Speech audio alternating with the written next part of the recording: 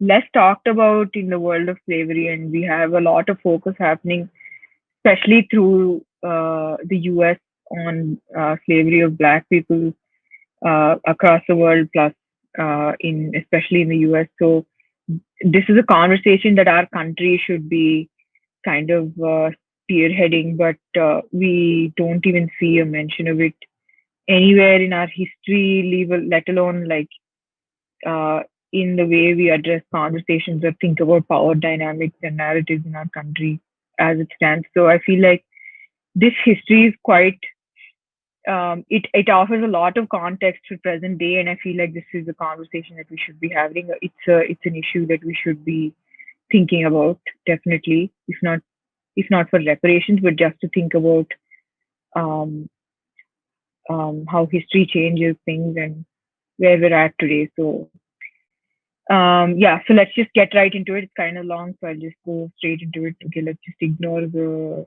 content. I'm just going to start with um, what is the origin of racial prejudice against Hindus, and especially and among Hindus, it started off as an Old Testament reference to dark skinned people in general. But generally, we see the story of Canaan and how it goes on in the Old Testament is that I think no, like they drink wine and they behold and Ham, who's Canaan's father, he sort of quote unquote sees his father naked, so he's cursed forever to like servitude, and then his descendants are cursed to slavery by him. So that's the context of the curse of Ham, and the entire peoples which are his descendants, which are said to be dark skinned, they're cursed to eternal slavery and sort of um, ordained to be slaves for all of time. So we see this happening. So the terminology that I've highlighted here is Banu Ham. I'm not sure if I'm pronouncing that right, but it's Hebrew and basically refers to all dark skinned peoples. And in this context, it refers to Hindus and among Black Africans, especially to Ethiopians.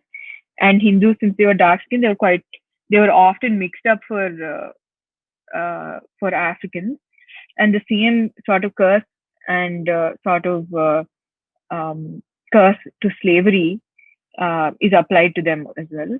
And in the Eastern Christian work, Cave of Treasures, we see this parallel happening. And through the curse of Noah as well, the Muslim etiology comes through the curse of Noah. And we see even Noah's curse being the justification for slavery for Black Africans Black Africans in the US. So the US biblically drew from Noah's curse. And we know Manifest Destiny, the doctor discovered all that, but they drew as a biblical justification for the white race prevailing over the dark skinned people, and dark skinned people being only fit for slavery. The US and its biblical conservatives, and especially back in the 18th to 19th centuries, used Noah's curse as a sort of a justification for it. And there's a lot of literature on it if you want to read. But the parallel to this, when it comes to Indians and Hindus, especially in Eastern Christian and Islam, is the Old Testament story of Canaan. So I just want to mention this and how this, and I'll go into how this racial prejudice sort of evolves. Then we see, so Canaan was cursed, and then the slavery of the cursed became a sort of dual curse of slavery and blackness, and both started going hand in hand. And as I mentioned, the Indian-Ethiopian confusion was pointed out by Alphonse Mignana, who's like a Syriacist or a Syriacist. And again, there's a lot of literature on this. There's a lot of racist tropes applied to Indians and Africans together, and amongst Indians, especially Hindus, because they were seen as, the non-Muslim dark population. And then you see this carrying forth into Persian literature and Arabic literature, and we kind of view Rumi as a sort of a romantic and a philosopher, and an artist and a poet, but nobody sort of points out the racist tropes that are so common in his work, and especially the viewing of Hindus as like kind of dogs who are only fit for slavery, and like their blackness is like a curse of Satan or whatever.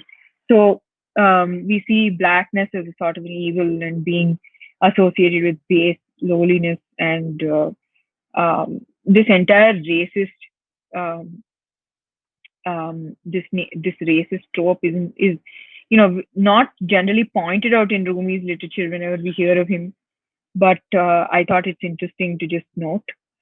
And then so let's talk about what is like what is the justification for slavery. We've seen the racism, but have we trying to look at what is the theology and what is the justification given in the Quran for slavery, and not just justification, but kind of like the ordinance or the sanction of slavery by the Quran.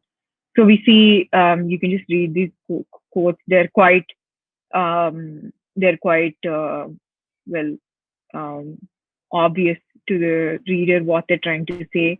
Hindus and especially kafirs or infidels are seen as fit only for slavery, and women and slaves are seen as lower on the on the food chain, I guess. And then basically Allah is giving them permission to take prisoners of war, take sex slaves, and it's all kosher, if I can even say that. But yeah, it's kosher, and it's part of the Quran, and we know this.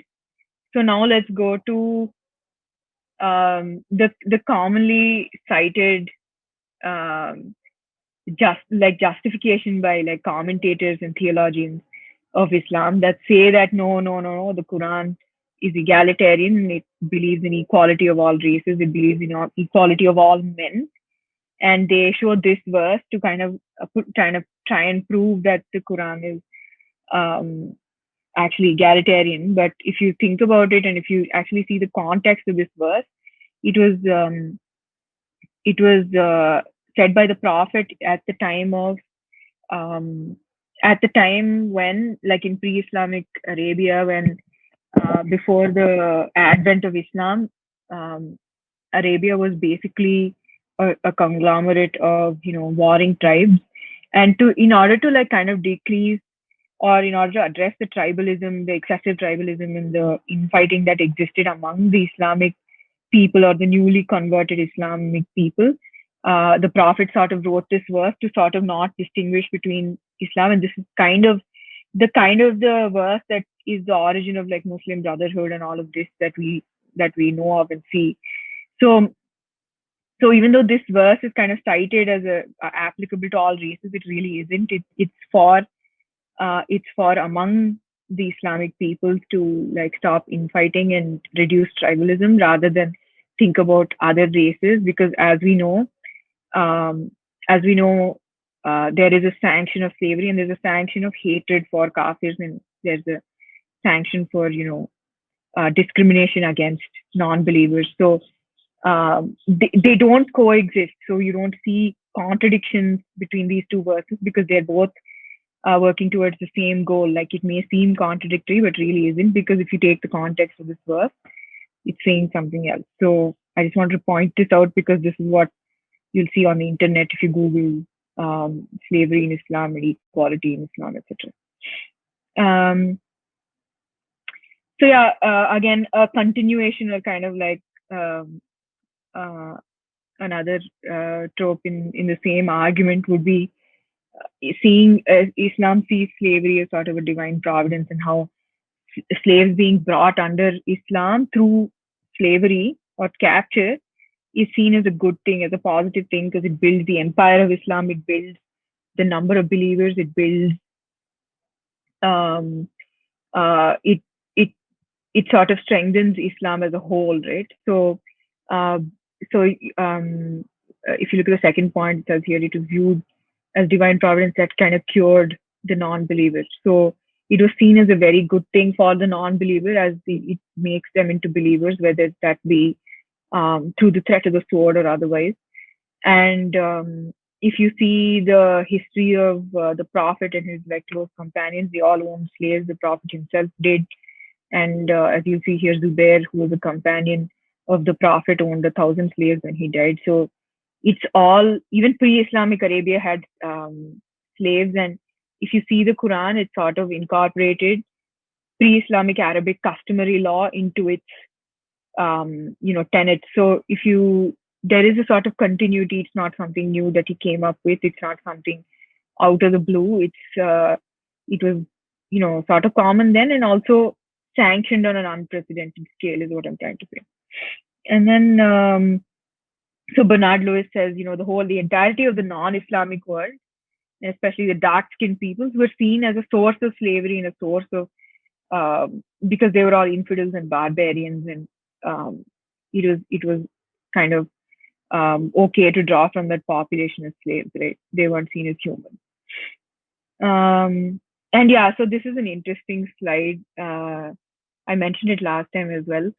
Basically, Tripoli, which is like I think Algiers, Libya, Morocco, that coast, the tip of Africa, like northern Africa. Basically, these entire waters were inhabited by pirates, Muslim pirates, and when they captured an American ship in about like 13 or so, 13 or 30 or something, some number of American sailors were on that ship, and they were captured and enslaved. And this was a common practice by these ships back then, who captured any infidel ships and made them into slaves or sold them. So when Thomas Jefferson went to speak with them, he was the president at the time, or president or something. The American representative of the American government went to speak with them to release these prisoners. The ambassador actually said, no, it's written in the Quran, this is my divine right. I have every right to capture the Americans, etc. So you see that the Quranic sanction actually translates into practical and enforceable foreign policy. It's not just something they're saying in a book. It's not just something, it can't be brushed away as something that's just written somewhere. It is something that translates into a practical and real life consequence. And you'll see it in literally their foreign policy that they were implementing. So eventually these slaves, along with like around 200 other Americans, were freed because I think they took a big bounty from the Americans and released them. But besides the point, but still. So yeah, so just coming to what are the major sources of Islamic law in India, and I'll mention two documents here, and the first of these is the Hidayah. So this Hidayah is like a compendium of Sunni law, and it's based on the Hadith and the Quran and all the schools of Muslim jurisprudence, right? And the Hidayah basically, it lays down all the rules that we covered about slavery, and subduing infidel territory, rights of Muslims over non-Muslims, etc.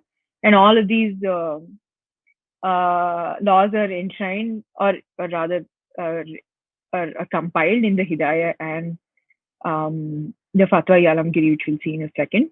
So basically, as I go into more history, you'll see that the Hidayah and the Fatwa, they were both the major sources of law that were implemented by the Sultanate and the Mughals and all the Islamic rulers that we've had. And they basically follow these rules to, sort of justify or like just carry out their slave taking and system and the entire system of slavery. And we'll get to that eventually, but I just wanted to mention this and the Fatwa, which are the major sources. The Fatwa especially has like some egregious verses about women slaves and how they were returnable if they had a certain sort of vagina, and they were returnable if they couldn't bear a child for the master. How they would, what are the prices of slaves, and then what are the prices if they were, defective, quote unquote, and then who can own slaves, how all of this is enumerated at length in the Fatwa. And this was commissioned by Aurangzeb actually. And Interestingly, the fatwa um, continues to be a source of Muslim law even today. And what happened was back in the colonial era, when the British were trying to sort of govern um, Muslims and Hindus and trying to figure out what sort of laws can be enforced, they used the fatwa and hidayah to kind of formulate personal law for Muslims separate from the Hindus. And quite a few colonial scholars sort of translated these texts. One of them was Neil Bail, but there are a couple others which I'm not mentioning here. It's not important. But instead of sort of enforcing secular European law, they used the fatwa and hidayah to sort of come up with Muslim personal law. And Muslim personal law that's retained today in the Indian legal system is stems from these two. Um, whatever be the contents, I just want to mention it because it's still relevant. And then, just to give you like a sort of further reading, I highly recommend this paper if you want to read it. I'll send it to you or upload a copy somewhere, so let me know. So let's look at the types of slaves before we go into like history and stuff. Um, we see slaves being employed in a multitude of areas or sectors, and I'll go into each one in detail a bit later, but just to give you an overview. And then like conditional slaves, which I'm not mentioning again. These were slaves that are sort of emancipated conditionally upon certain fulfillment of certain conditions, like paying a lump sum or like sort of buying back their freedom, or like some like or if a female slave had born a child, etc. But these I couldn't find much information, and from what I gather, it applies to Muslim slaves and not to Kafir slaves. So I don't think it's very relevant to our discussion, but I just wanted to mention it. And the other thing that we can mention in this context about manumission is in Central Asia, the only way if Hindu slaves were taken there, probably the only way they were emancipated. Hindu slaves weren't given this option of paying a lump sum and buying back their freedom, etc. So probably the only way they could be emancipated was if they grew old and they became a burden upon the slave family. So that's how like deep the rot is. Like I don't think this is very um, taken very seriously, especially when it came to non-Muslims. So yeah, so I'm going to go over history very quickly. This is all just factual stuff that you guys can read by yourself. And for this, I highly recommend K.S. Lal's book. I'll mention it again at the end. But K.S. Lal actually like compiles each one in sort of chronological order, and I highly recommend reading that. It's quite short; it's like 200-300 pages, but it's packed with like the most egregious information. So I feel like that would be a good read if you're interested.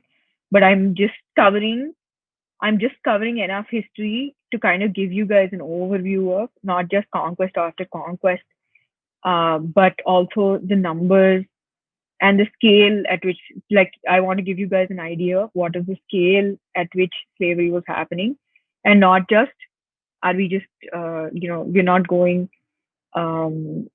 we're not going through these just for going through history, but just to give you an idea of over the centuries how many millions and how many Hindus were put to death or to slavery. So I just gathered the numbers. We'll discuss. I'll give you guys an overview of these in just a minute after I go through a couple of these slides. And I'll just focus on the first few, and the next few I'll just go through them very quickly. Okay.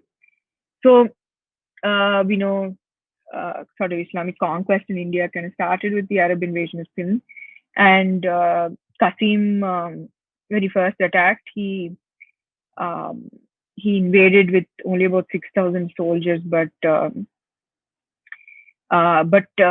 in 3 years he's said to have enslaved about 300,000 people. And then so there's multiple episodes and multiple attacks that are recorded. We don't need to get into that, but just the numbers at which these are taking place, I want you guys to make a mental note of. Excuse me, sorry. And there's some of the rules that they followed when they did I mean, they're not rules, but you know what I mean. So some of the rules that they followed were like, um, it was sort of first of all, slaves had sort of a right to their own booty, so it kind of incentivized the slaves to more to higher levels of ruthlessness in a way, and I'll get to that when I get there, and that's how we have Mamluk dynasties or slave dynasties, etc. But and plus a fifth of the spoils or the fifth of both the money and the slaves were always sent back to the caliphate, which is seen as like the central, um, the center of Islamic power, the seat of Islamic power. So that happened. Even the Mughals did it. Through the Mughals, everyone did it. They would send, even Akbar sent like shiploads of slaves, women, gold, gifts back to um, the caliphate. So it's a common practice that almost every dynasty followed, as we see. And I want to mention this here. I'm not going to mention it again because everyone did it. And then so attack after attack, Qasim and as we'll see all the invaders, every time they would enslave, they would generally massacre the men that weren't fit or that fought back, enslave most of them, and then women and children were obviously enslaved, all converted, etc., and like sold or taken back to Central Asia and sold. Um, so Ghazni is one of like the main invaders, and each of his campaigns yielded multiple hundreds of thousands of slaves. And if we see when he attacked Gandhara, which was ruled by the Hindu Shahis back then, he said to have enslaved like 500,000 people and taken them as captive, and obviously sold them in markets abroad. So you'll see each of these invaders having like a massive number under their belt, and it's hard to even believe, but if you think about it, it sort of adds up, and we'll discuss that when we get there. So I just wanted to bring attention to his 12th expedition, especially. So when he attacked Mathura, Mahaban, and Kannauj, he's said to return to Ghazni with 53,000 captives, and because he returned with so many captives, they were sold for some of the lowest prices known. So literally selling humans for such low rates meant that just the quantity was so massive, and they flooded the markets. And we'll see slave prices going up and down as these invaders kind of brought or sent them back, and flooded the market with them. So each invasion is marked by a drop in the price of slaves abroad. It's kind of crazy. So if you want to take a look at these slides later and just upload this presentation, but I'm just skipping through it, okay? So Jaipal, I don't want to get into Jaipal right now. It's kind of sad, but he's the king of the Hindu Shahi dynasty that I mentioned, and so 2-3 different times Ghazni wasn't successful in. He was successfully fought off by Jaipal, but I think in the third or something time he tried, there was like a horrific snowstorm in the mountains, and that put Jaipal at a disadvantage, and Ghazni gained an upper hand and lost, and all of his wives and his children and him were paraded around in the slave markets, and taken to slavery in absolute humiliation. Okay, so just to go over the Sultanate really quick. So the Islamic Empire expanded in India, the Sultanate was one of the first Islamic dynasties that we had, or the first, I'm sure. And then so as they expanded and gained more footing in India, each time they carried out like a conquest or like an expedition, they would invade a new region, and their commanders would send back 50,000, 100,000, 150,000 slaves, women, children back to either Delhi, from where they were traded to various places, or back to Central Asia, sent to the ports, sold in domestic markets, sold in markets abroad. So I'm kind of focusing in. There are many different aspects to the Sultanate that are equally egregious, but I'm focusing in on the expeditions and how such large numbers of slaves were obtained. And so, you know, just the scale at which this was happening was unprecedented. And then obviously what happened was all the sultans and even the Mughals had like very exacting peasant policy or taxation policies, obviously.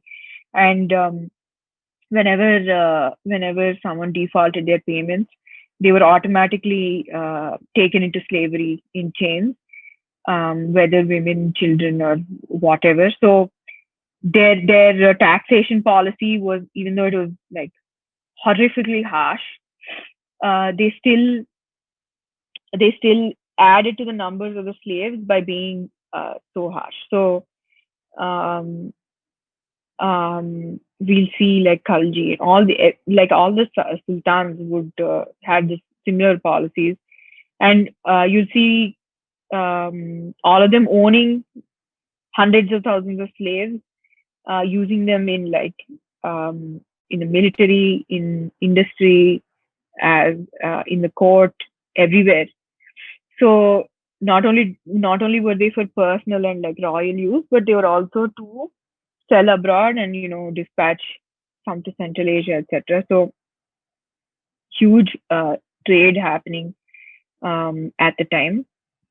And then Tughlaq, obviously similar uh, uh, circumstances. He said to have owned 180,000 slaves.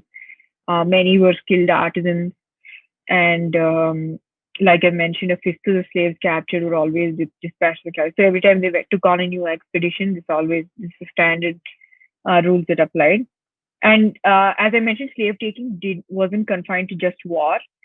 There were peasants who were compelled to sell their women when the taxation got um, uh, too burdensome, or they themselves were forced into slavery if they weren't able to make their payments. So most of the peasants found themselves in dire situations of selling their children, etc.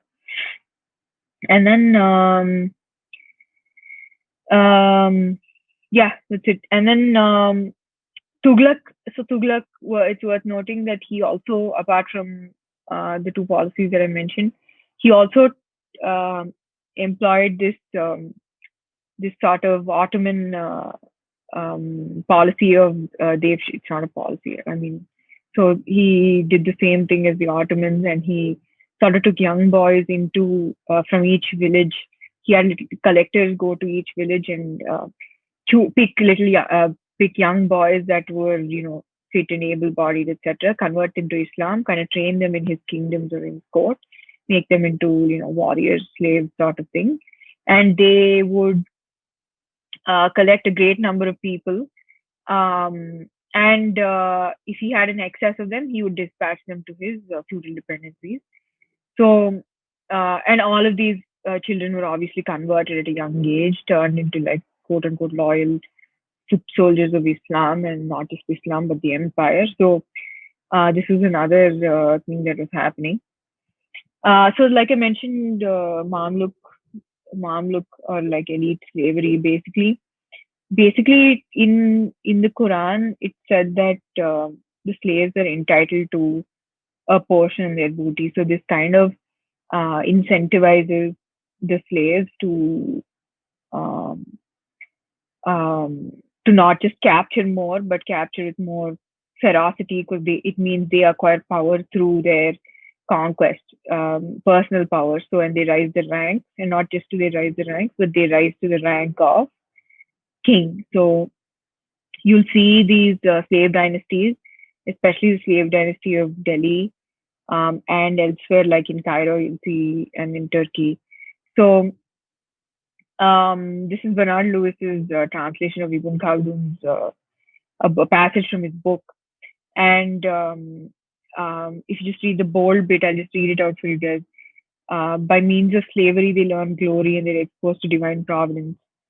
They enter the Muslim religion with firm resolve, um, and unadulterated with the filth of pleasure, defiled their ardor unbroken. So the zeal that was within these slaves was because they were not only trained to capture slaves, etc., but they themselves personally benefited from conquest.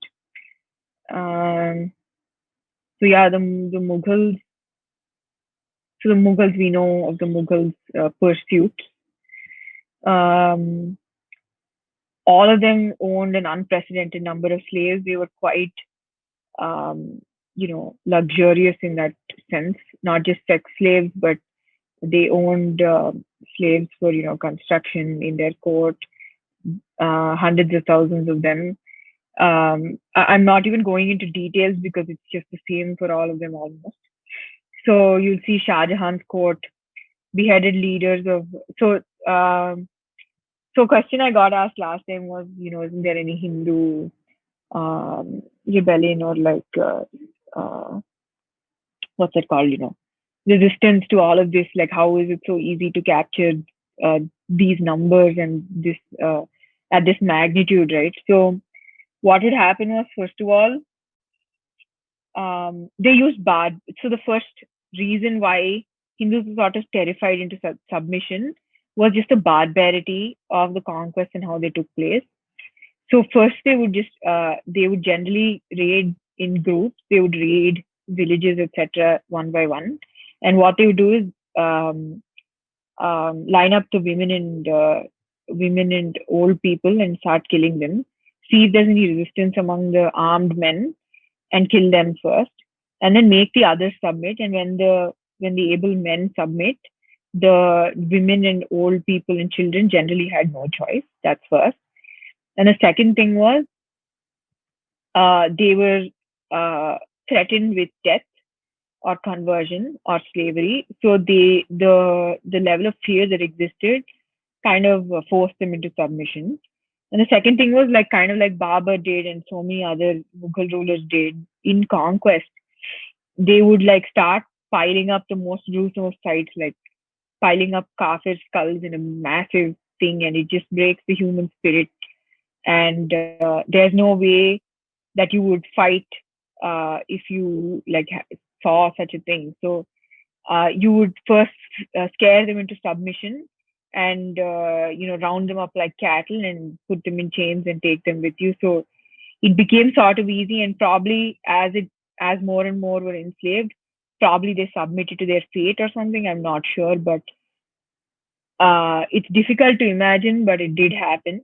And the other thing was we did see like a lot of local rebellion, lot of local chieftains trying to build resistance against these, even attack, counter attack, etc. But what happens was whoever fled from these villages that were being attacked and etc., they would find themselves in the fringes of society, in forests, without much resources. So it's not only difficult to kind of wage a rebellion, but their numbers were pretty low and they were sort of easy to crush in that uh, the military was quite high in numbers always, especially since there were plenty of slaves to fill up. So yeah, yes, there was resistance. Yes, it was kind of in pockets rather than uh, a unified rebellion in a sense. But also we see power kind of oscillating between hands.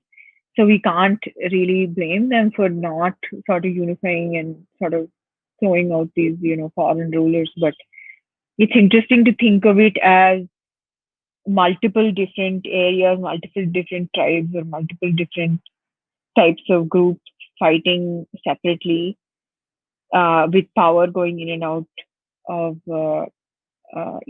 regions, borders being redrawn quite often, etc. So, it's kind of complicated discussion. I don't know that much history to like even think about these things, but yeah, I'm just telling you my understanding of why and how this was even possible, right? And then, yeah, the Mughal rulers gave gifts, slaves with gifts, which I mentioned already. And then I just mentioned some prices of slaves. And like I said, whenever there was an influx of a large number, the prices went down. And then Nadir Shah, so Nadir Shah, when he kind of raided Delhi, is it Delhi? Yeah, I think so. So for a week, he kind of massacred everyone and ransacked the country, ransacked everything, took women, took gems, gold, furniture, everything, and following his return to Iran, he just stopped taxing people for 3 years because he was so triumphant and so successful in his conquest. So just a way to look at these things is actually no, I'm not going to say that right. Okay. Yeah, Tipu, same thing, enslaving, converting tens of thousands of Hindus. Um, don't believe what they say about Tipu. Yeah, uh, nothing much special to say. So yeah, so where do these slaves go, and what's happening to them? Where's the trafficking taking place from, to, etc. And for that, let's look at within the country. There were multiple centers of slave trade. One of them was Delhi, Bengal.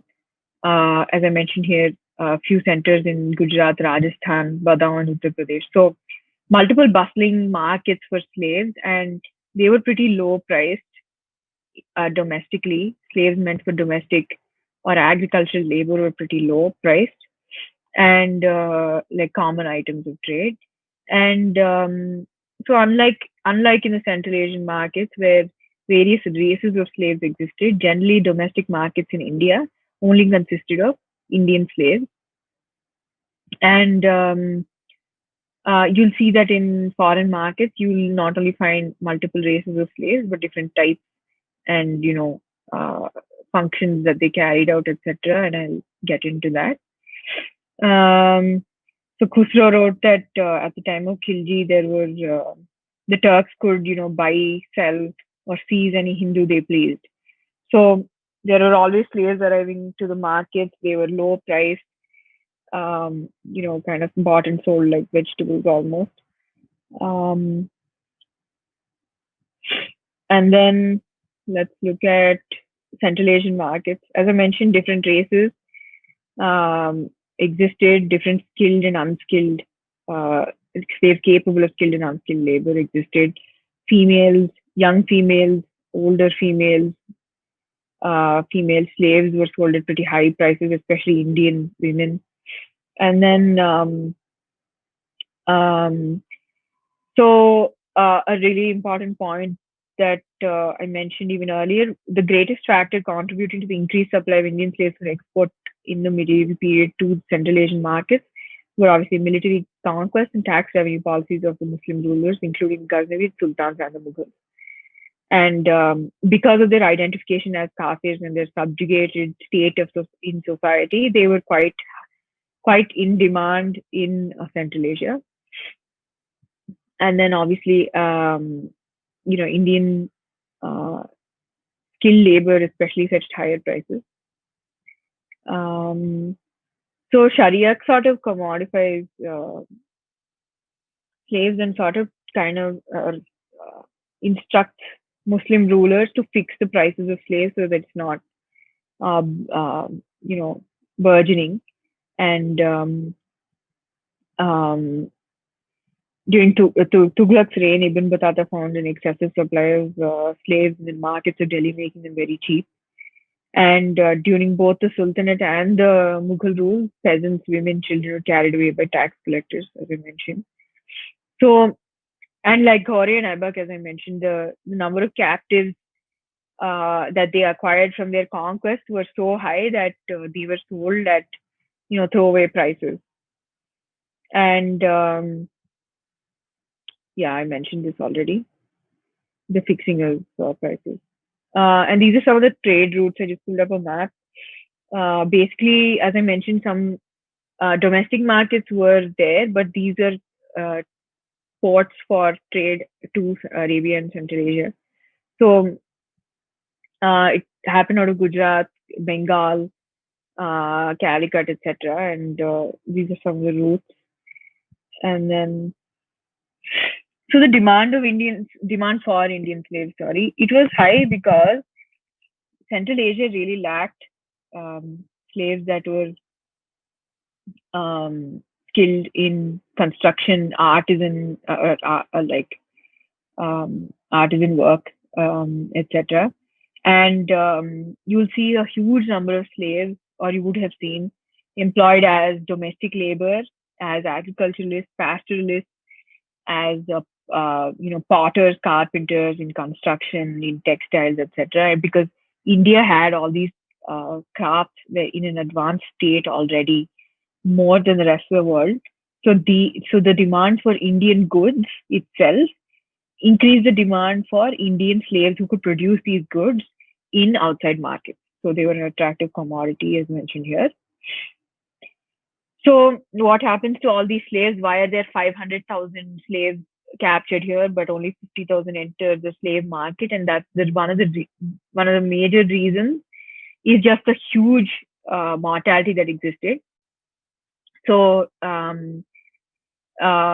this is the passage I pulled up. One late 19th century writer held that the sale of a single captive for slavery might represent the loss of a 10 in a population. So either because they were defending a village from attacks, from deaths of women or put to death, or famine, malnutrition, loss of children, unable to keep up with the captors. So you'll see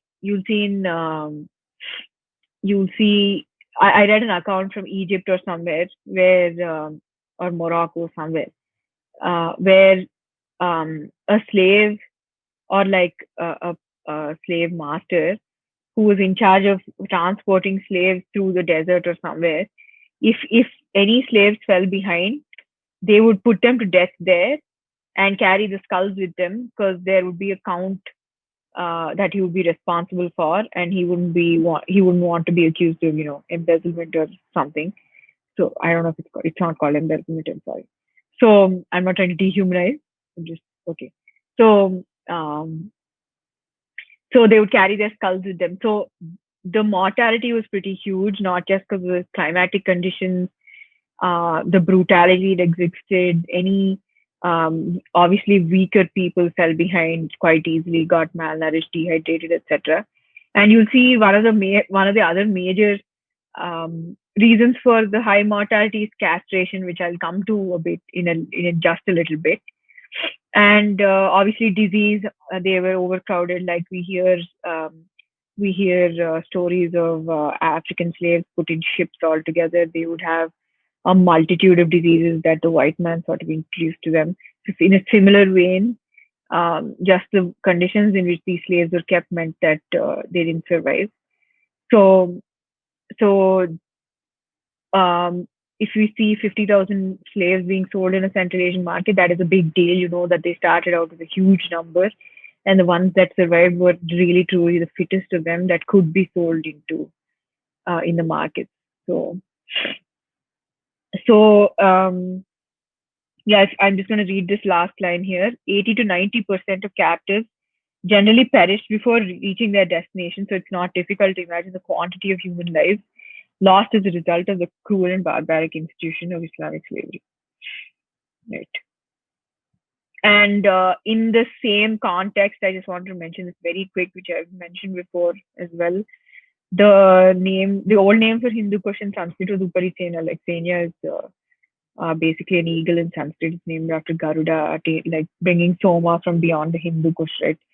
The story from the Mahabharata, which I'm not going to go into. But Ibn Battuta says the Hindu Kush is called the Hindu Kush, and Hindu Kush was named the Hindu Kush, which means the killer of Hindus, around the 11th century, which is around the time the most number of slaves were being transported to Arabia, because they would die due to the harsh weather conditions in the mountains. So Ibn Battuta actually writes this in his book. He says they call it the Hindu Kush, that is the Hindu slayer, because most of the slaves brought thither from India die on account of the intenseness of the cold. Right. And then traders, the traders were mostly Islamic, whether in Central Asia or in India, they were Islamic traders. Generally, Hindus didn't take part in this practice. Maybe because, it's not recorded.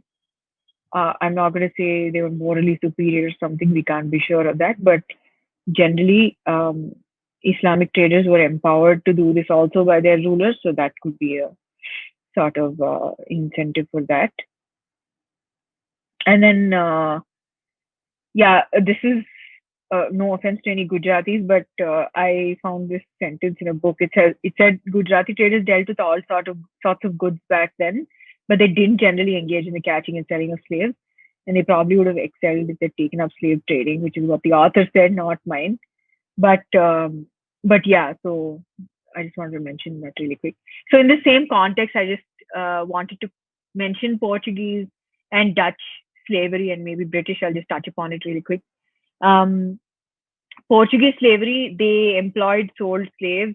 Portuguese were known to sell young slave girls, even though they pretended to prohibit slaves.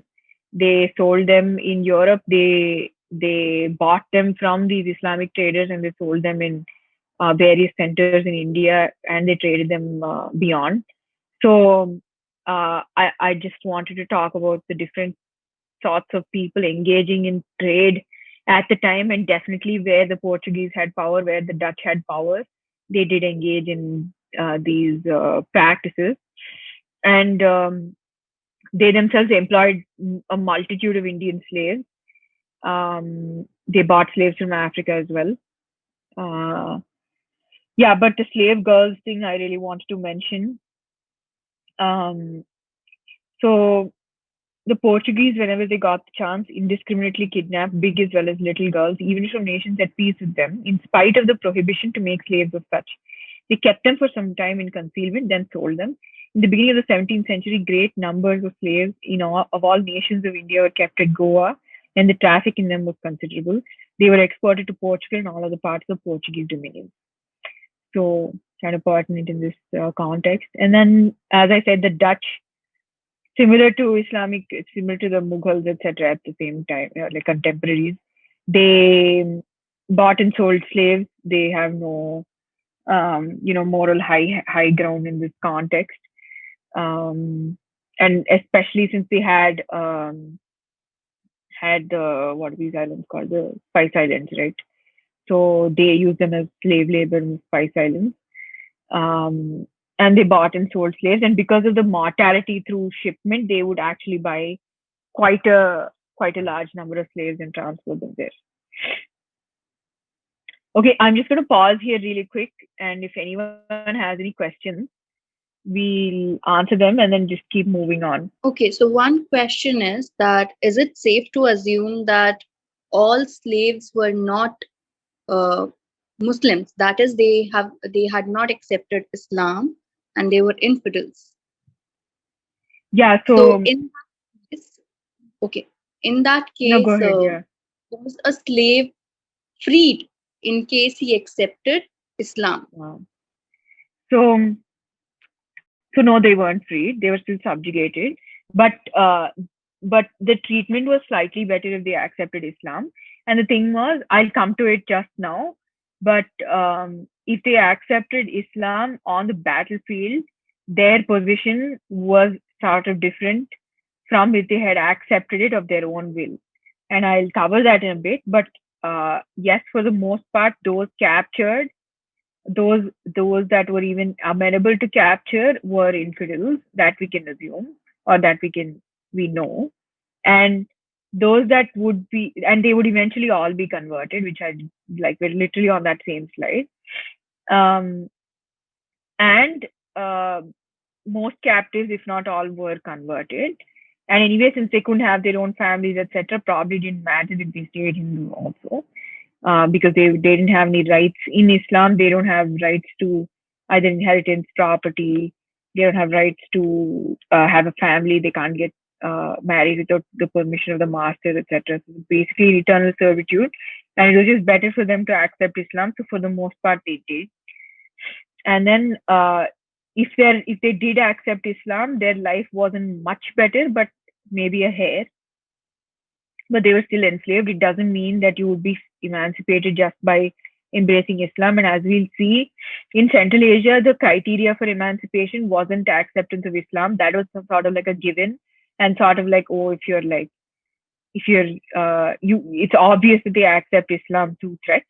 But the conditions for emancipation were more to do with whether they were able-bodied or not, and if they became a burden on the master's family, they would sort of be set free. Yes.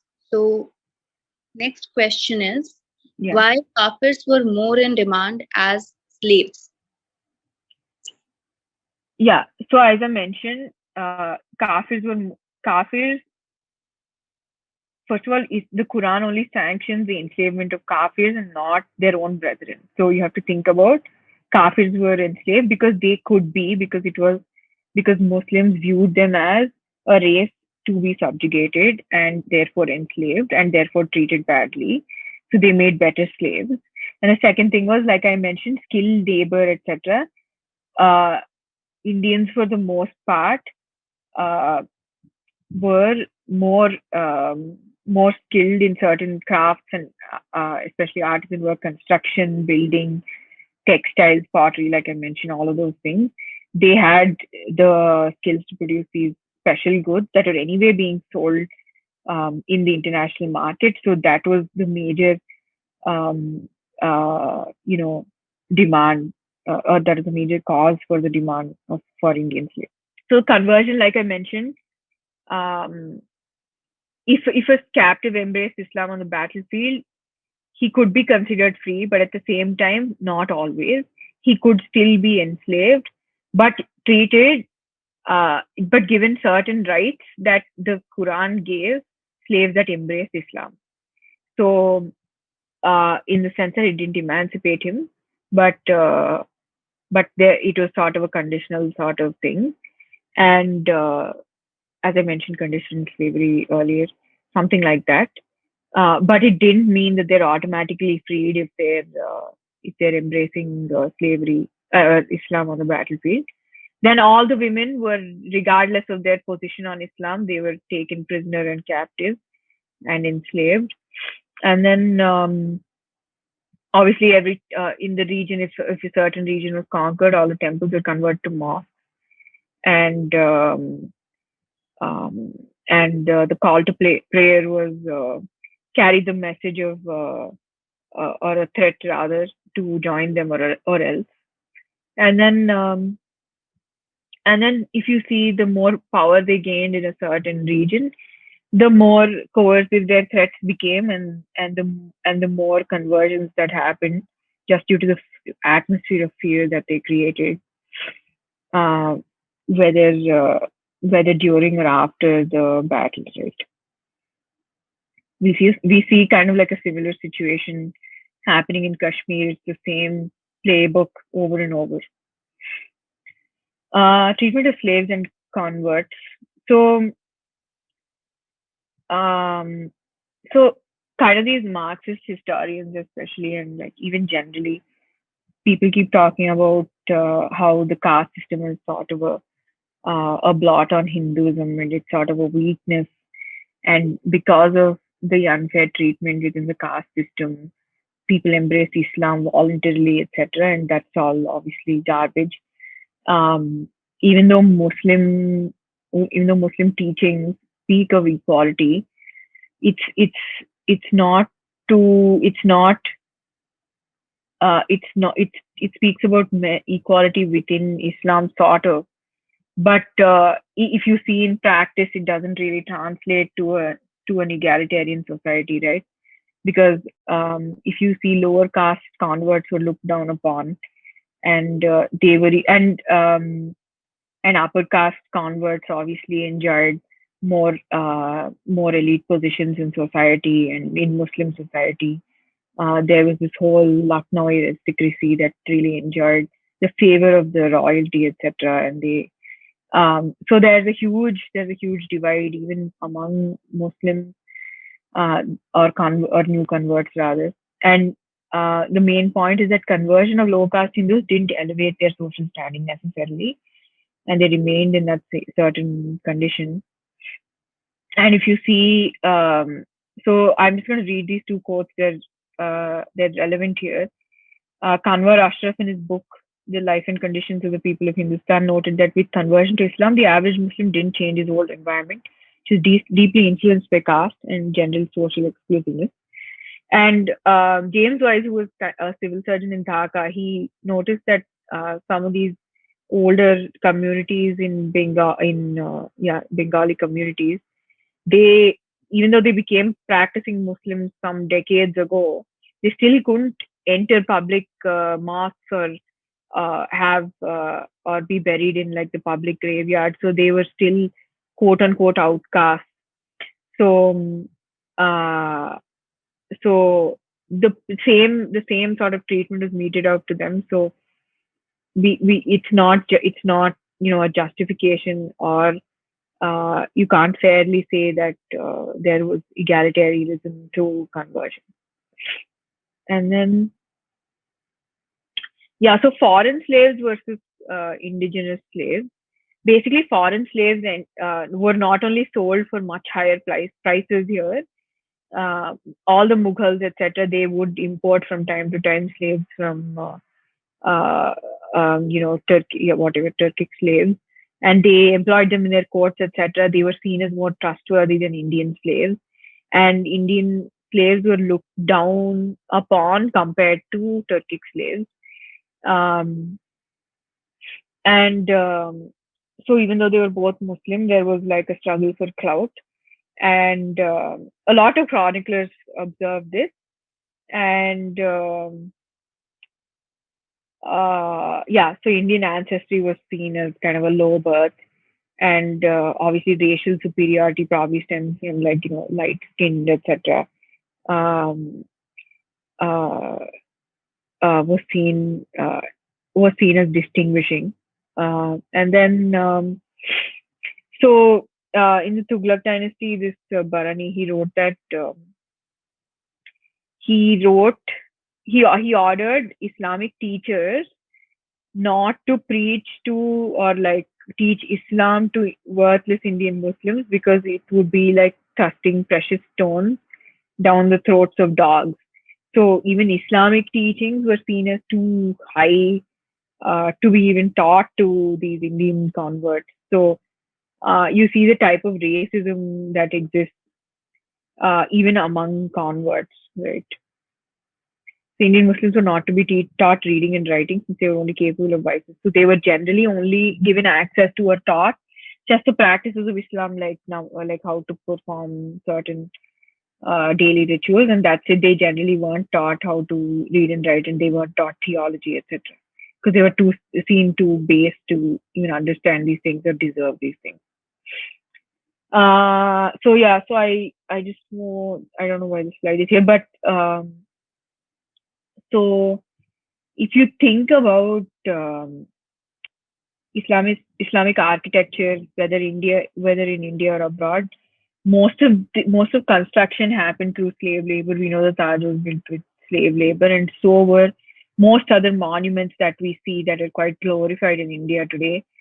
So throughout Islamic rule, Muslim rulers built mosques, monuments, mausoleums, citadels, palaces, cities, the entire cities as well, and their repairs, their drainage systems, their irrigation canals, their everything was handled with slave labor. And because of the great multitude of enslaved Indians that supplied all this labor, um, they, I feel like Muslim rulers of Delhi were quite ambitious in their construction pursuits. So they would take on massive construction projects, knowing that slave labor was available for free, basically. Yeah, so as I mentioned here, Aibak and Iltutmish embarked on massive construction projects, mosques, madrasas, tanks, etc., in and outside Delhi. And these slaves generally like kind of dismantled temples stone by stone, carried the carved columns, uh, broke the idolatrous bits, and use the same or repurpose the same stone for building new structures. And I'll give an example of that later. So whenever there was, whenever a city got kind of dirty and uninhabitable because Muslims, I think they have something that they don't do, quote unquote, this sort of labor. I'm not something to do with like dirty or like, um, they don't deal with their own sewage even, so they don't believe in cleaning up after themselves. So cities would often get congested and blocked up with sewage, and because there was no sewage system as such, they would just entirely shift base whenever this happened. And Hindu slaves were obviously engaged in cleaning up these cities and constructing new cities for the city-dwelling Muslims. And every time a new sultan ascended the throne, he would want to change a new cap or construct a new capital to kind of have an enduring legacy of his own. And the example for that is Balban built the Red Fort to sort of abandon or move out of Iltutmish's old city. Qutub Minar, I think we all know the story of the Qutub Minar, kind of repurposed Hindu and Jain temples.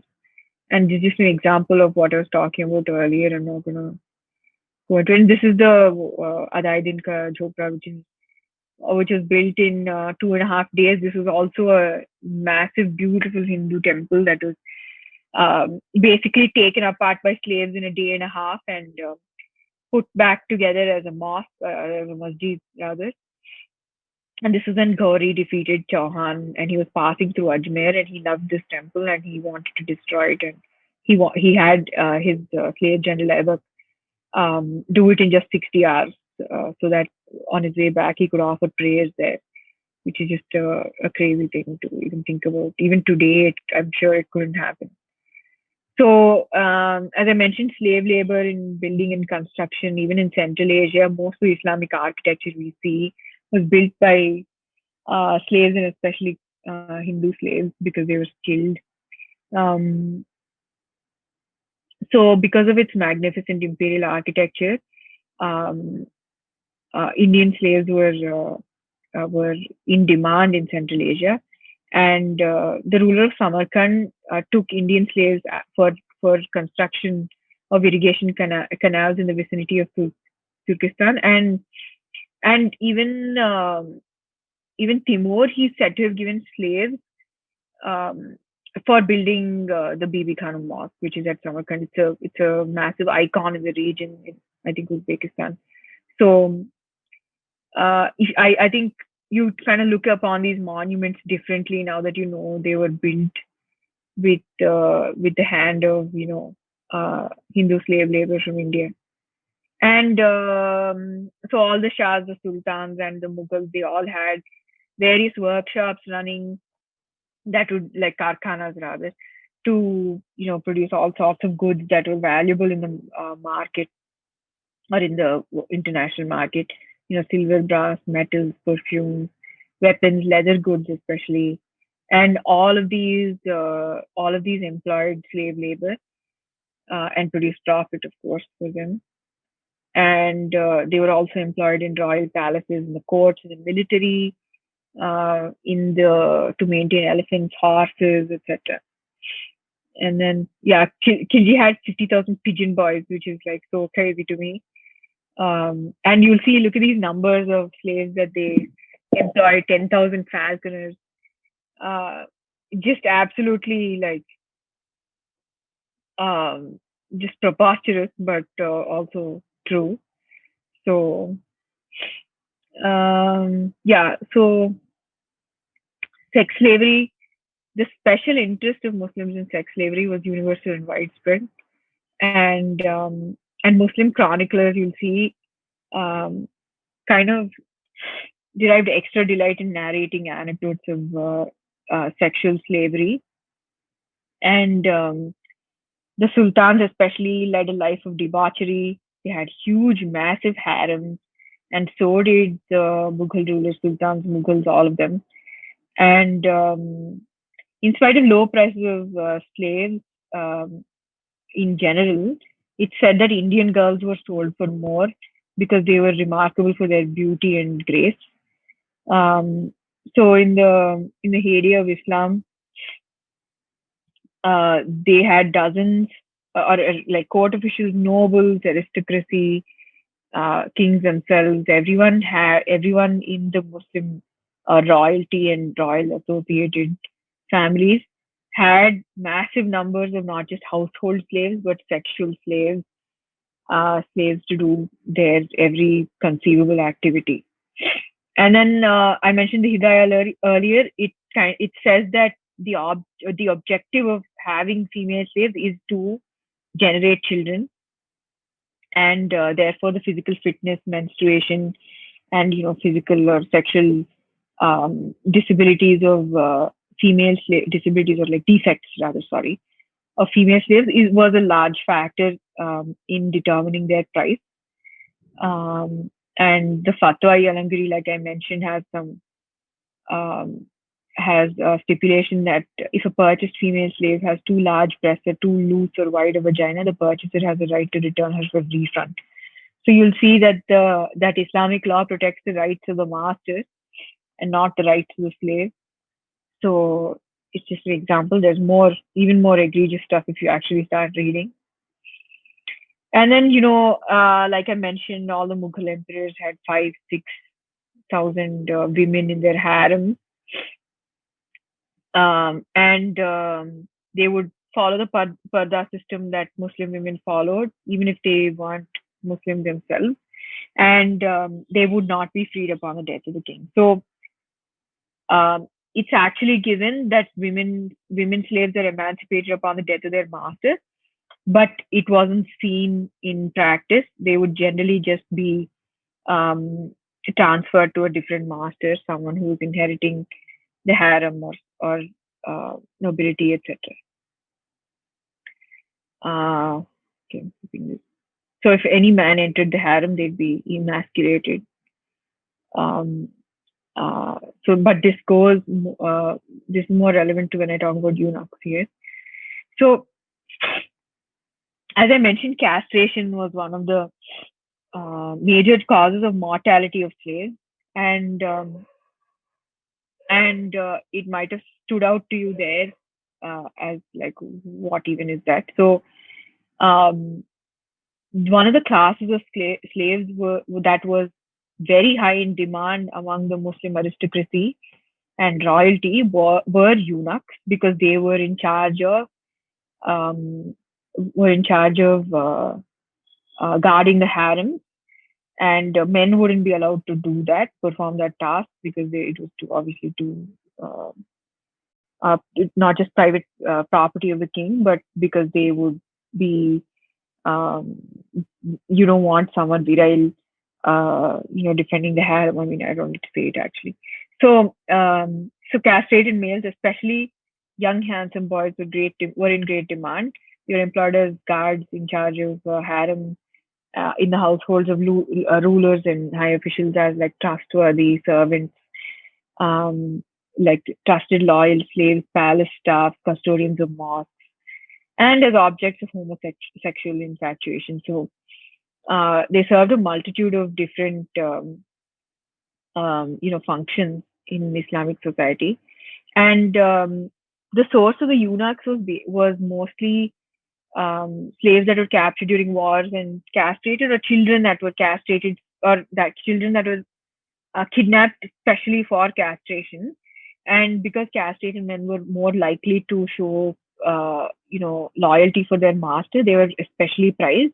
And often they were even trained in various combat and various other skills, so that they would grow up to be precious to the master. And then huge demand in the Islamic world, especially in Central Asia, eunuchs sold for very high prices. Um, I'll come to that in a second. But even in the siege of Golconda, when Aurangzeb um, attacked, he is said to have emasculated 22,000 men. So, uh, so and this was documented, and it said that Khilji had all the sultans had eunuchs along with young boys, uh, just as they had as many as I mean, just as they had the other class of slaves, they had eunuchs as well. And if you see, one of the major centers from where eunuchs were traded was Bengal, because that's where Muslim merchants would purchase heathen boys, either directly from parents or, like I mentioned, taxation policies, etc., but also from kidnappers that are actually kidnap young boys to castrate them. And if they weren't already castrated, they would arrange for the operation. And I think Muslims have um, a, a rule not to. Uh, okay, I'm not sure. I'm not going to mention it. So if they needed to be castrated, they were generally operated upon not by Muslims but by Hindus, and generally it was the Vaidya caste that did this or were employed for this. And the demand for eunuchs in Nawabi Bengal and Awadh remained unabated from Khilji's conquest in 13th century up until the mid 19th century, despite the fall of the Mughal Empire and the disruption of these trade patterns. And they were purchased quite cheap in Bengal, and they were carried across the world. And they were especially highly valued in royal courts and nobles' households. And and generally, eunuchs were preferred to be sold abroad rather than domestic markets, because they would fetch higher prices abroad, especially in Central Asian markets. They were highly prized. Um, and then I think two races that were um, that you saw the most eunuchs from were Africans and Indians. And so this slide just explains the type of emasculation that took place. Um, some eunuchs were just their penis was cut off, and for some of them all the genitals were removed, and for some of them it is only the testicles. So it differed based on uh, probably based on the race even. So Indians were subject to a certain procedures, something like that. But it's not really important. But yeah, so eventually this created a whole class of people who are the hijras that we see today, and we know what happened. Um, as we see the Criminal Tribes Act and all of that, we know the history down to today. And then the other class of slaves were Gilman, who were like prepubertal young boys that were often castrated, but sometimes not also. And they were just used for, you know, fulfilling their homosexual needs, etc.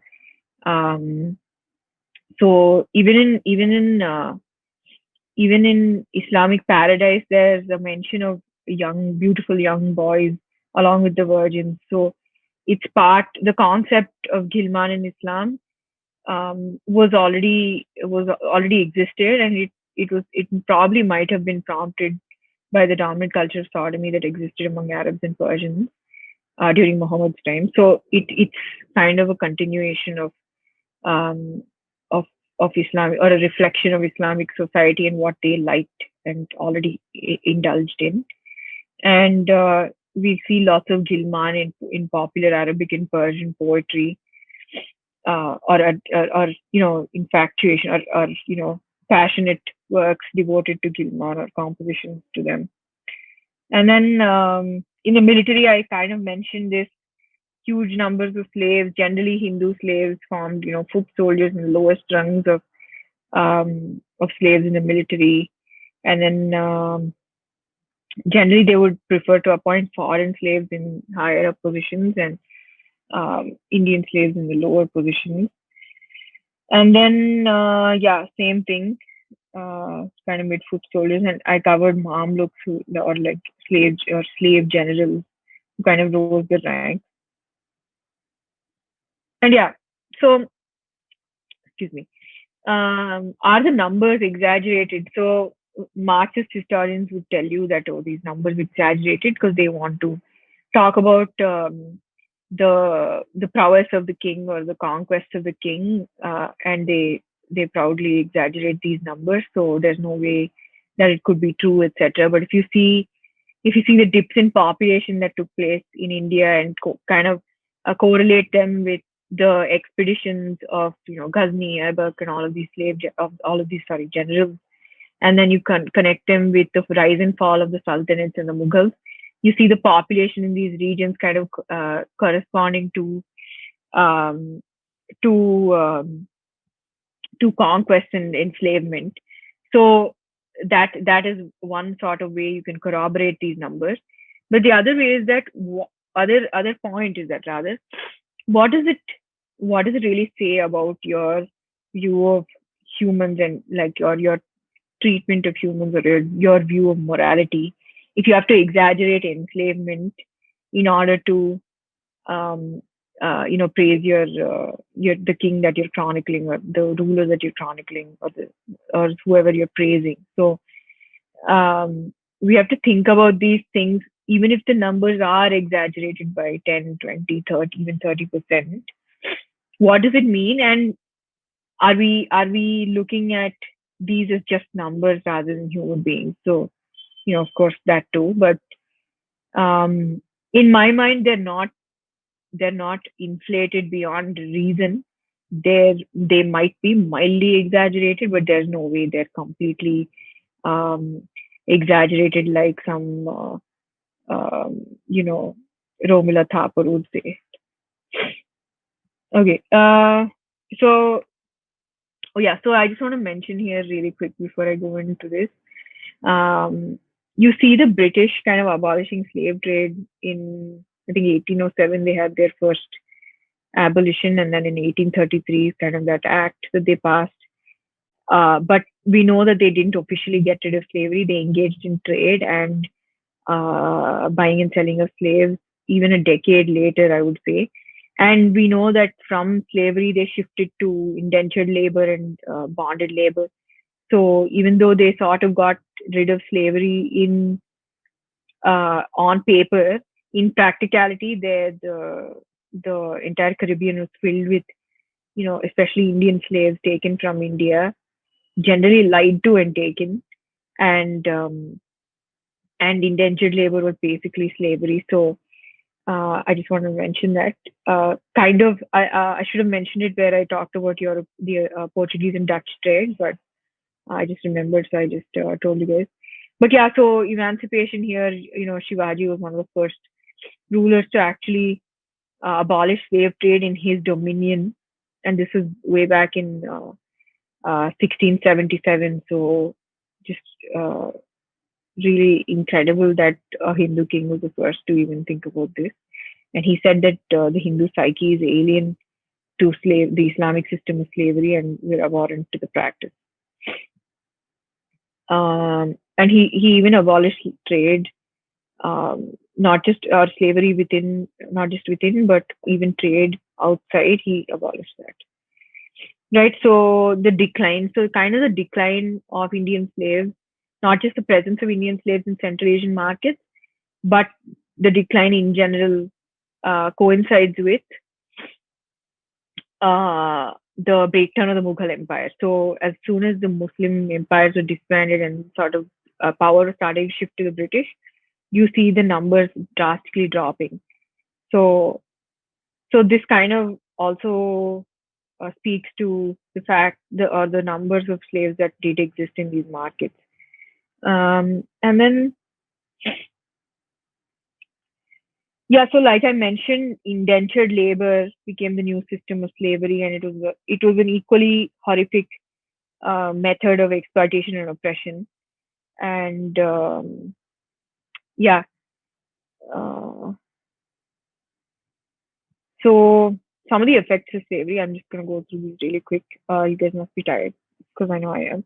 And then, so what was the overall impact of slavery in India, but also to to some historical facets that exist, some effects on our society, how it grappled with slavery, and what are the lasting effects that exist, right?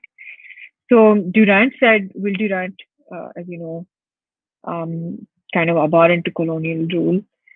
Said Islamic scholars and historians have recorded with utmost glee and pride the slaughter of Hindus, forced conversions, abduction of Hindu women, the sale of children to slave markets, and destruction of temples carried out by the warriors of Islam during 800 to 1700 AD. Millions of Hindus were converted and enslaved during this period. And Jahangir himself wrote that he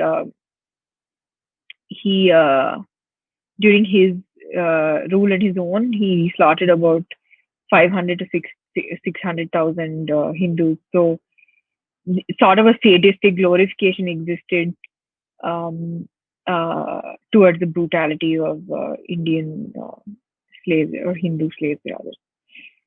And you'll see the current situation in Bangladesh and Pakistan sort of continues to reflect this legacy of imperial or Islamic imperialism in the subcontinent and this region. And so the castration, export, killings of Hindus throughout Muslim rule probably contributed to the decrease in India's population observed from about 200 million in 1000 CE to about 170 million in 1500 CE. So over 500 years, you would expect a proportionate increase in population, we actually observed a decrease by about 30 million, which is not an unsubstantial number. And so all of these, so the hundreds of thousands of Indian slaves that found their way to these Central Asian markets, they sort of affect the Central Asian landscape as well. So if you see this Alexander Burns, who kind of described the society of Uzbekistan, he said 3/4 of the people in Bukhara are of slave extraction. So even though they themselves weren't slaves, it's kind of common knowledge in society that they might have had ancestors who were slaves, and all of these became a part of the ethnic landscape there. And I've just pulled up a paper. Actually, I had help from a friend, but so this you'll see this paper, which the paper is called "Genetic Continuity of Indo-Aryan Speakers in Cyan in South Central Asia." And this one of the conclusions to this paper was this percentage of genetic admixture in the Turk people, or Tajiks rather.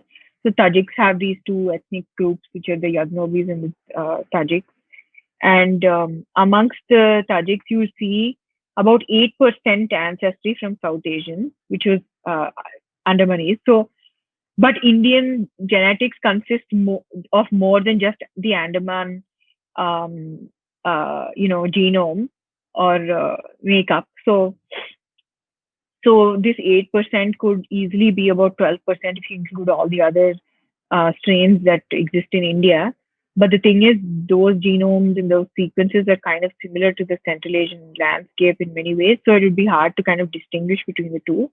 But 8% is still a substantial amount if you take this number at face value.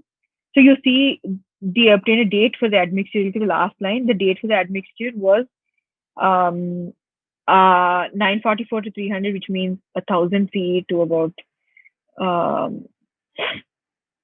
1300, right? So this coincides exactly with kind of the Islamic conquest that took place during that time, and probably the peak of Islamic conquest and the peak of enslavement. So kind of an interesting paper that kind of corroborates the numbers. And we see, so just talking about social practices that arose because of Islamic practices and Islamic methods of conquest and slavery, etc.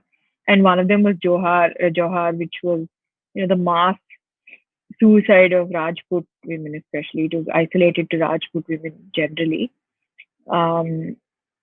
So they would avoid death. I mean, they would avoid sex slavery or being sold into dehumanizing sex slavery, and keep their pride and their bodies intact by actually jumping into a fire. And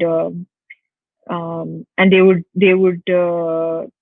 obviously it's a horrific practice, but at the same time, I think they valued their womanhood and their lives over, or they valued their lives over death when it came to sex slavery, right?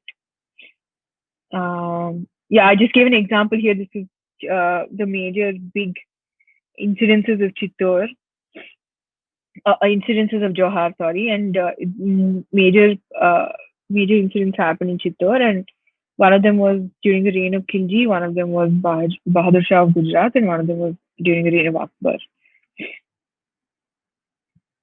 Yeah, so this practice was unknown in pre-Islamic India, and it generally happened. It all started with Islamic conquest, or as a retaliation to it. Um, yeah, and this is another extract that sort of um, talks about uh, how women, cash, slaves were seen as booty. Um, yeah, and just an account of Johar as well. So you see the worsening of sati undoubtedly under Muslim rule because women found themselves without a husband, probably without protection, probably still young, and they would, rather embrace sati rather than seeing their condition and their state in Hindu society itself wasn't that great. Probably they prepared themselves for sati in a way to avoid sexual slavery or abduction, etc. Because especially in Malabar, the Mopla Muslims were known to kidnap women and children, and especially a weak woman without, a husband would obviously be a target for these predators. And they were generally sold to European traders from Malabar. So it was quite a common practice, and the practice, or no, the practice wasn't common. The practice probably worsened under Muslim rule. And then child marriage. So, from what I read, the practice of child marriage isn't given in any Dharma Shastra or anything, but it's just kind of a societal practice. But we maybe can attribute the prevalence or the increase in prevalence of child marriage to, uh, in some parts of the country, not all, to Islamic slavery, because young girls would be, young girls around puberty were especially targets for abduction into slavery. So, um, so even today, Hindu minorities, as we know, in Bangladesh and Pakistan, are still kidnapped, young girls especially. So we can't write this off. And then, yeah, so quote unquote worsening of the caste system. Basically, one could say that Islamic interaction with Islam sort of rigidified the caste system. Not only were formally respectable people in respectable professions, not only were they sort of had to take to the forest to escape, etc., and they would wage rebellions, like I mentioned, and simply losing their standing in society sort of created a new class of low caste, even though probably they were formally respectable. So the lower caste, quote unquote, I don't like calling it lower and higher only because it's not a pyramid like the Westerners tell you, but just to get the point across, it kind of swelled under the Muslim rule in the sense that more and more a chunk of lower caste were not only taken out of the Hindu fold, but even within the Hindu fold, they were pushed down the ladder, and especially social standing. Um, the creation of Thagi, like I mentioned, some able men were pushed to the periphery, forced to defend their lands and their country, but unable to do so. They escaped into forests and would resort to banditry to survive.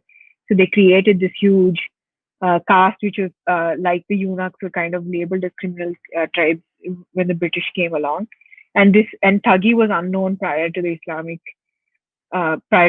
rule. Um, but yeah, there's a huge aspect of colonial history that's kind of less talked about, but it's fascinating. I'll speak more about it if I get a chance someday. Yeah, there's another color with Thagi that's in the Edinburgh Phrenological Society. I can't go into this right now. It's too much. But so was there slavery in pre-Islamic India? Probably yes. Probably only the hyper elite, probably only kings. But it was more kind of a system of bonded labor than like frank enslavement and subjugation. We don't see the sort of inhumane treatment, or we didn't, or there's no proof of it, even if it did exist. So the sort of inhumane treatment that was meted out by Islam against the infidels didn't really exist in pre-Islamic India.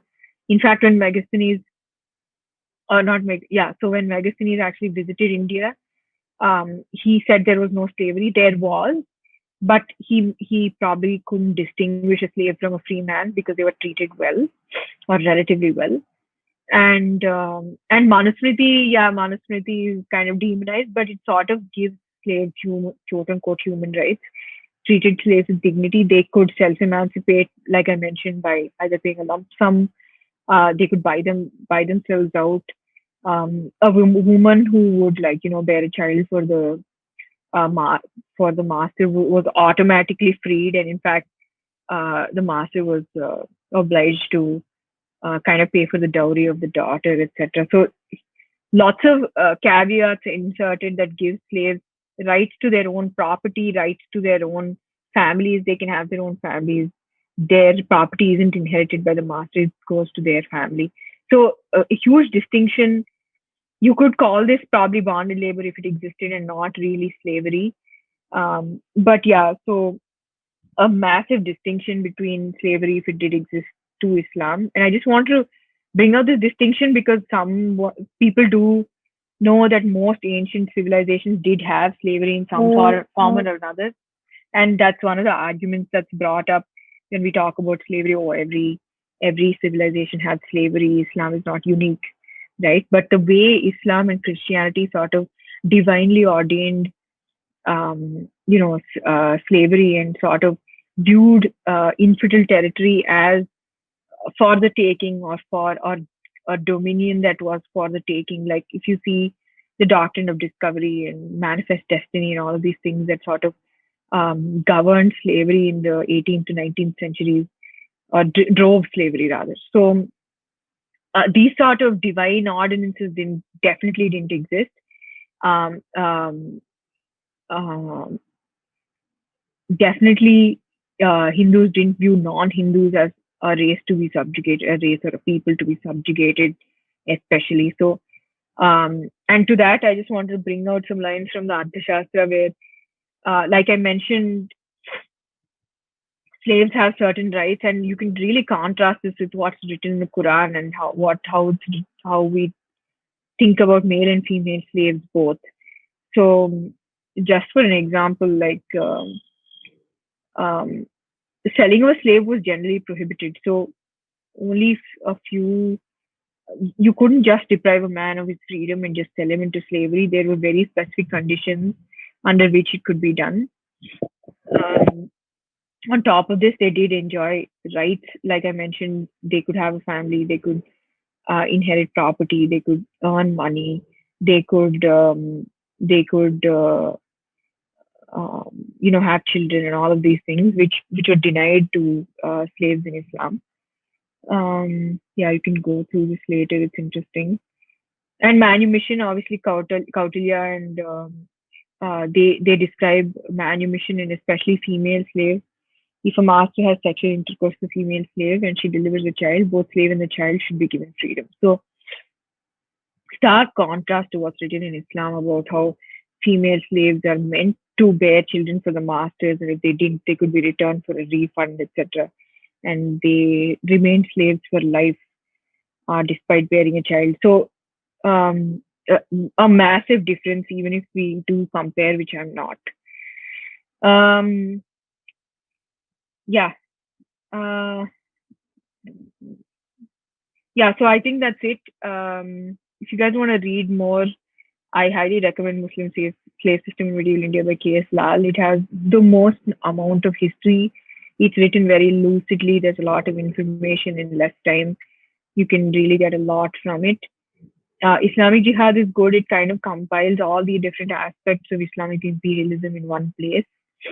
And slavery in British India is kind of interesting. And European slavery, okay, not so much. But yeah, so if you guys want to see what sources I use, you can just look at this. I'll upload the presentation somewhere so you guys can like really read some of it, because I didn't go through every single point that I had in the slides. But yeah, I hope you have something to take away from this. I hope I wasn't boring. I know I was long, but I hope I wasn't boring. And I hope I didn't wasn't too repetitive, which I was kind of scared of.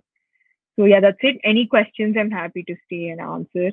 Meme, why das is translated to slave as it is more or less different? So dasa in like, so Sanskrit translation is slave, but I think we use dasa in so many different contexts, and that context is lost in Western translations. Like you see Tulsi Dasa, Ramadasa, they are seen as eternally, the servants of Rama, but it's not a slave in the same way that the word slave is loaded and kind of used. So I feel like the entire context is different. But like I said, indentured labor and bonded labor definitely existed in ancient India. We're not going to deny that. But it's difficult to call it slavery. But okay, even if you call it slavery, it definitely lacks the certain intensity and the divine ordinance that Christian slavery and Muslim slavery definitely had an aspect of. And that's what I was trying to call to you guys. Dasa existed, and like I said, indentured labor existed. There are accounts of Hindu kings, gifting Indian slaves to foreign rulers, etc. So there is slavery, but not on the same unprecedented scale, not ordained by a religious text, and the inhumanity of it largely didn't exist. I'm sure there's oppression in any system, but generally, just to generalize, also it was very restricted to kings and extremely elite people. And like you see in Central Asia, and just rich upper middle class Muslims owned 10 slaves back in like Bengal and Lucknow back in 16th to 17th century. So you don't see just any rich person having like tens of hundreds of slaves. You see it restricted to like only monarchs, that too in a very different context. So that's kind of, just think about the context and the thing. Dasa, like, let's not focus on that word. Like, I feel like it's just English translation to be taken with a grain of salt. Thank you. The next question is from Shayan. Can we draw an analogy between Genghis Khan and Islam, as under both unification of in dispute tribes happened? Mongols massacred high numbers in these regions, had influenced slavery on them earlier. Okay. So we know Genghis Khan was pagan, right? Can you repeat the question? Yes, Draw yes. an analogy between? Sure. Analogy between Genghis Khan and Islam. So basically, any Islamic ruler. I mean, yeah. I think you're just doing this to get to me, but generally, like, I feel like because he wasn't Islamic, he was pagan. Probably the barbarity was comparable. But why do you want to draw an analogy? He was an isolated ruler in one single region. The Islam was kind of centralized and had multiple empires working towards the same goal, making sure the caliphate was provided for, drawing, their source of power and inspiration and reinforcement of Islam from the caliphate. So completely centralized, completely different. I don't know if we can even compare like one Mongol ruler to like the entirety of Islamic slavery. Probably the barbaric practices of conquest and the way their warriors would try and enslave a large number of people at one time. Probably you can think about that, but I don't think so, and I don't know. I think I've answered the question. Okay.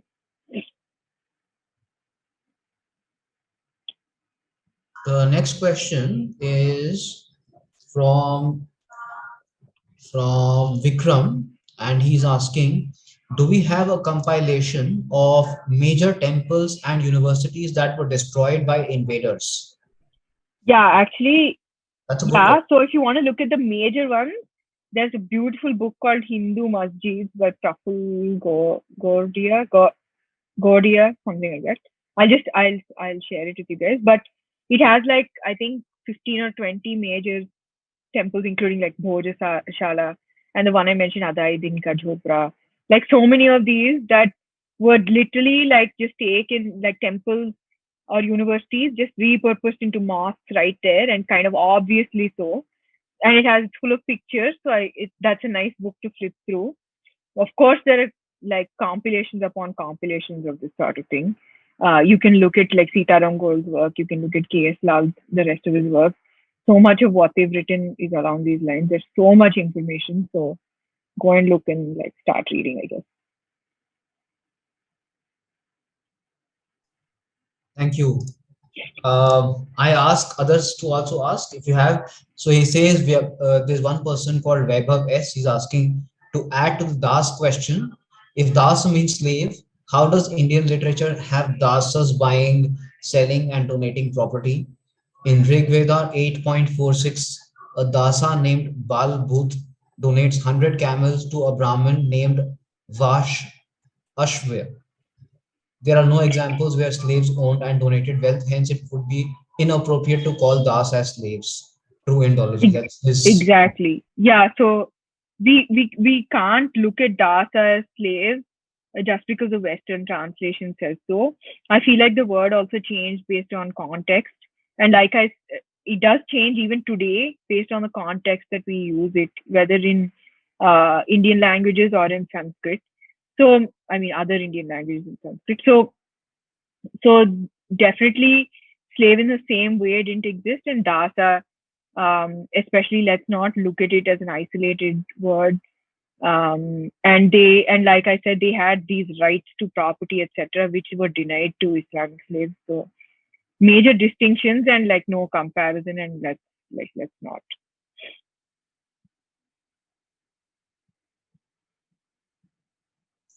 Okay. Thank you. Thank you. Anybody else? If you have any question, Vikram is Okay, asking, was there any yeah, kind of education given to children during the Islamic rule? like what? Like to who with children? Why don't you unmute yourself and just ask? Like, yeah, This is, I think, a very vague question because, yeah. I mean, children were given all kinds of education. They were sent to madrasas, and that was Islamic education. And then, if they belong to the children of emperors, Absolutely. okay. Yeah, exactly. Yeah. So Ankurji is also like really good at history, so you can direct some questions at him too. I'm sure he knows more than me. Okay, so we have another question from Yeah. Nag. What are the major similarities between Roman slavery and Islamic slavery? Slavery, apart from the religion bit, of course. So yeah, so Roman, if you see Roman society, it was definitely more secular, and you see Roman slaves in the same way, like kind of ministers having like 10, 15 slaves, and we do see that sort of aristocratic system. So it's very different from Islamic slavery, and certainly very different from slavery in Hindu society. And actually, K.S. Lal talks about like K.S. Lal and even P.V. Kani in Dharma Shastra. Like there's a section on slavery, and I think volume 5. I urge you guys to go and look it up. It's on archive. Just read the section on slavery, and he sort of compares slavery in various systems or various ancient civilizations in the world and trying to contrast them with the system that exists in India, if any, and with Islamic slavery and how different. I mean, he doesn't talk much about Islamic slavery. He just talks about slavery in India and how it was so different. But also as a sort of, you know, let's not look at Indian slavery if it were there in an isolated manner. Ancient Egypt, ancient Rome, all of these had various ups and downs with slavery. So, so yeah, I'm not going to go into details of Roman slavery, but if you want, I can like direct you to like a source or a reference where you can read about it. If you just want a comparative paragraph, you can look at P.V. Kane's thing on slavery. It's good. Yeah, that's a good source, actually. P.V. Yeah, Kani's. he just gives commentary. It's very simple and very like to the point, he just uses Hindu sources to just talk about what he knows for a fact existed. So I feel like that's useful. It's not very long. It's like 5 pages or something. Oh, right. So there's one more question for you. Yeah, sure. Vaibhav is asking, brilliant talk. I feel this should be published and taught in Indian textbooks as well. I totally agree with you, Vaibhav. This is a very important topic because slavery is so much talked about in the Western academic framework. I mean, there is so much talk about, Black Lives Matter, slavery, and then this, but we don't hardly talk about Islamic slavery when it comes to teaching medieval Indian history. Right. And so his Weber's specific question is, were there Indian Islamic converts who were involved in slave trade? Yes, of course. Absolutely, yeah. That's there, yeah. Yes. So you mentioned Black Lives Matter and all that, and actually, that's exactly how I even ended up writing about this topic. What happened was someone was talking about Black lives and kind of equating them with Muslim minorities in India, and I was like, this is so nuts because over there the blacks were actually enslaved, and over here we had the Hindus that were subjugated and enslaved. So what kind of a crazy comparison is It's this? like a And it's totally kind of inverted, exactly. So they've inverted the power structure and the power dynamic that kind of exists still today. So yeah, so no one talks about this, no one thinks about it like this. They're always talking about oppression of minorities, but who are actually minorities, and what is the power dynamic, what is the historical context? So none of this, all of this is missing from discussions or contemporary discussions rather. Yeah, it's not just about minorities, but also about who was the perpetrator, who was the victim. Exactly, yeah. You can't confuse the victim with the perpetrator and say that. I know, exactly. Then there's a question by /Ash. Is Dharma Shastra a book that you mentioned, ma'am? Yeah, Okay. so P.V. Kane's Dharma Shastra is kind of like a huge compendium. He's compiled from all Hindu sources of law. He's written about it. In one of these volumes, he talks about slavery and what is the legal status of slaves, etc. And he kind of just gives a mild commentary on ancient systems of slavery that exist. So that's why I directed you guys to that. Very extremely reliable source. So if you want anything to do with what is written in Dharma Shastras regarding a certain subject, be it like family inheritance, succession, like anything you want to read about, the legal rights of women, the rights of, how contracts happen, anything you want to read a law aspect of, Dharma Shastras is brilliant for that. Thank you so much, Sai. And